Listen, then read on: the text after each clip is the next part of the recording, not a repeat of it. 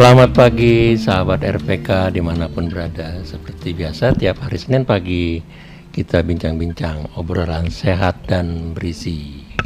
Pagi ini topiknya sangat menarik, yaitu kita bicara tentang generasi muda dihadang narkoba. Kita lihat makin hari ke hari bukannya semakin direda. Seperti COVID ya, ini enggak dia naik terus ya. Baik, sudah hadir di samping saya ini Bang Hendrik Wawor ya. Beliau ini yang memang pegiat dalam bukan saja dalam narkoba, tapi dia menangani rehabilitasinya. Kita sapa dulu Bang Hendrik. Selamat pagi Bang Hendrik. Selamat pagi. Iya. Selamat pagi para pendengar RPK. Iya. Ya, program ini terselenggara atas kerjasama RPK 96.3 FM dengan Persatuan Wartawan Nasrani. Silakan berpartisipasi ke studio di 02184444 atau WA ke 0815444. Kita tunggu, nanti langsung bicara dengan Bang Hendrik di sini. Ya, apa masukannya, apa keluhannya. Baik, Bang Hendrik, kita lihat generasi muda ini yang penerus kita ya. Kalau dia katakanlah udah hancur dari awal ya, kita nggak bisa apa-apa lagi. Negara kita juga yang sudah susah payah dibangun juga rontok juga. Seberapa banyak sih sebenarnya generasi muda yang terjebak dalam katakanlah dalam situasi seperti ini? Silakan, saya ingin tahu. Narkoba memang merupakan ancaman yang sangat serius untuk generasi muda, bahkan masa depan bangsa ini, karena data tahun 2021 saja jumlah penyalahguna dan pecandu itu kurang lebih ada 3,4 juta orang, dan sebagian besar diantaranya adalah anak-anak muda. Sekarang ini yang saya jumpai itu mulai dari usia 12 tahun sampai dengan usia 60 tahun. Masih juga. Dan bukankah masa depan sebuah bangsa itu ditentukan oleh generasi mudanya? Jadi betul. Kalau anak-anak muda hari ini yang harusnya mereka menata hidupnya, lalu mereka mengupgrade dirinya sehingga masa depan mereka sebagai pemimpin-pemimpin bangsa itu sangat menentukan nasib bangsa, maka sebenarnya patut prihatin sekali. Itu sebabnya saya setuju sekali ketika Pak Jokowi mengatakan bahwa Indonesia darurat narkoba. Ya, sayangnya ke bawah secara operasional tidak diberikan respon yang cukup positif untuk dalam menghadapi masalah narkoba. Dan itu juga keluhan saya dan kawan-kawan penggiat, khususnya yang menangani rehabilitasi narkoba. Ya, itu jadi keprihatinan kita itu, Bung. Itu masa kejayaan rehabilitasi narkoba yang dikerjakan oleh lembaga-lembaga non pemerintah atau yayasan-yayasan non pemerintah itu, masa kejayaannya ketika Ibu Khofifah sebagai Menteri Sosial, ya. Ketika itu beliau mengumpulkan kami para aktivis, lalu kami bertukar pikiran, bahkan kami ikut untuk membuat draft rancangan program rehabilitasi narkoba nasional. Ya, waktu itu ada lebih dari 300 lembaga non pemerintah yang dirangkul oleh Ibu Khofifah. Ada 1.200 orang konselor adiksi yang secara khusus menangani para pecandu dan korban narkoba. Itu bagus sekali sebenarnya. Tetapi beberapa tahun terakhir sejak menterinya berbeda, rupanya itu penyakit bangsa kita ya. Jadi ganti pemimpin, ganti kebijakan, dari 1.200 orang konselor, sekarang yang tersisa tinggal 400 orang konselor. Itu jadi dulu kebijakannya itu kalau satu orang konselor hanya boleh menangani dalam satu periode rehabilitasi itu 10 orang. 1 tahun 3 periode. Ya, jadi satu orang konselor itu menangani 30 orang dalam waktu 1 tahun.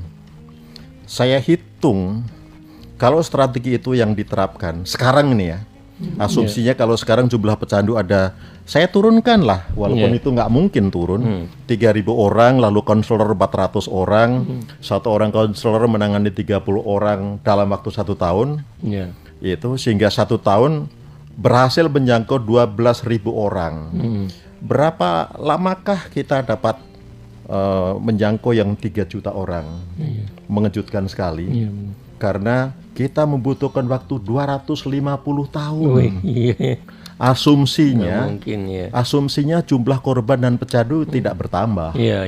Asumsi yang kedua, para pecandu dan korban narkoba yang sudah menjalani rehabilitasi, mereka tidak relapse lagi. Dan 2 asumsi itu asumsi yang tidak mungkin.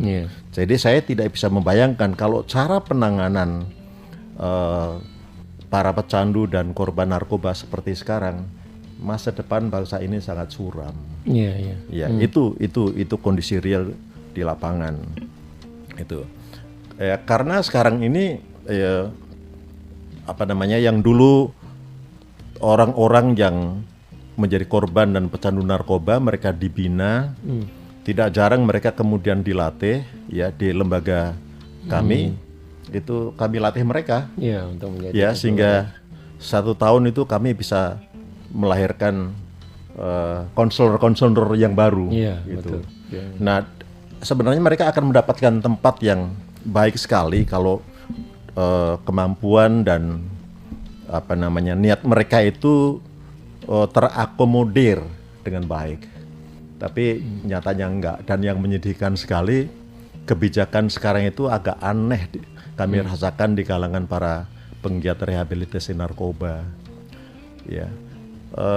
Karena menjadi konselor adiksi itu membutuhkan pengetahuan khusus, membutuhkan keahlian khusus, sehingga mereka menjadi orang-orang yang terlatih.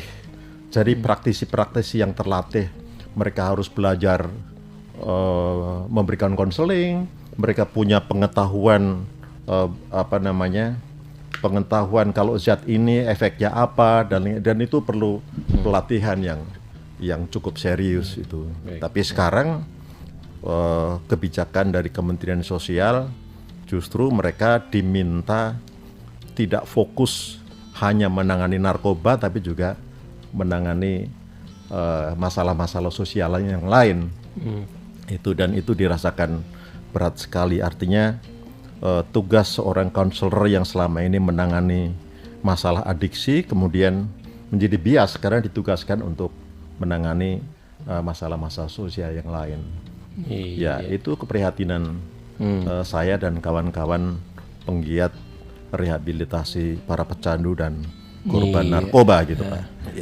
Jadi masalahnya nanti kebijakan pemerintah nanti kita bahas. Kita jawab dulu dari 0815 sekian 43 kali. Selamat pagi pendengar setia RPK. Kenapa narkoba tidak ada habisnya? Seolah-olah permainan untuk dapat jabatan saja. Tolong dijaga semua jalur tikus ke Indonesia. Selamatkan regenerasi bangsa dari bahaya narkoba. Jangan yang ditangkap artis atau yang kecil saja yang dikirim ke rehab, jangan di penjara. Tangkepin bandar-bandar besar itu terobosannya. Jika ada oknum PNS dan oknum aparat memakai, apalagi ikut mengedarkan, langsung dipecat. Bongkar semua sindikat besar dan putus mata rantai jika ada yang backup. Terima kasih. Jadi permainan gitu untuk mendapatkan jabatan gitu. Mungkin diperhatikan juga sama masyarakat ya, kok bolak-balik ditangkap keluar lagi ya. Silakan. Bung Tony, itu keprihatinan pendengar dan juga keprihatinan kita semua. Sekarang ini kan kadang-kadang yang harusnya direhab masuk penjara, tapi sebaliknya yang harus masuk penjara direhab. Itu permainan gitu. Apakah penjara menyelesaikan masalah? Enggak. Orang justru bebas leluasa, itu bukan rahasia umum ya. Ya, di beberapa penjara, beberapa LP mereka bisa pakai dengan bebas. Ya. Ya, nggak aneh kan kalau kita mendengar berita misalnya orang bahkan bisa memproduksi di dalam penjara. Nah, itu dia. Ngeri jadi udah kayak di luar negeri. Itu sebabnya pengalaman kami menyimpulkan bahwa penjara justru bikin orang leluasa pakai narkoba. Oh iya. Itu masalah kita semua. Ya. Sekarang ini bahkan penyalahgunaan narkoba ya dan zat terlarang itu sudah merasuk sampai ke desa-desa.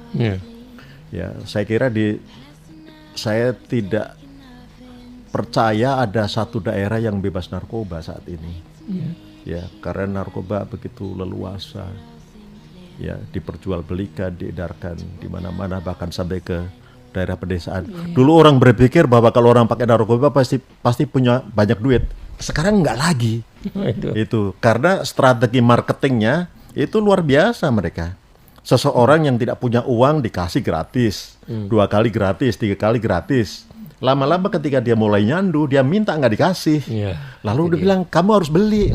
Kan selama ini saya kan dapat gratis. Kalau kamu mau gratis, ini alamatnya. Kamu antar barang ini ke sana. Jadi kurir. Itu. Baik, kita dengarkan dulu satu ini ya, sangat menarik sekali. Jadi kurir, baik. Kita rehat dulu.